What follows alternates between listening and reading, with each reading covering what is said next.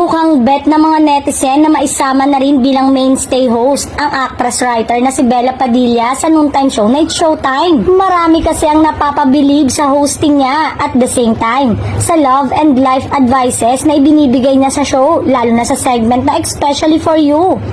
Maging si Vice Ganda nga, napahanga rin sa magagandang input at insight ng aktres nang minsan silang maging co-host sa segment dahil nag-guest nga si Bella. Vice Ganda, bakit ngayon lang daw pumasok si Bella dahil hirap na raw siya kakaisip kung ano ang sasabihin sa nabanggit na segment.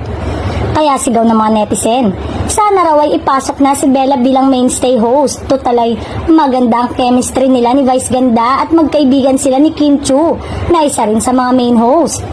Kaya naman sa latest expose ni Bella, inawat niya ang isang netizen na nagsabing kailangan daw maging regular host na ang aktres sa show. Huwag po tayo magwelga, I'll be there tomorrow, ani Bella sa kanyang expose.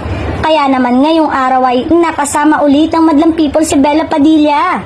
Ayon sa source ay tila nilalakad nga ni Vice Ganda sa mga boss ng ABS-CBN at GMA Network ang aktres na maging bahagi ng noontime program.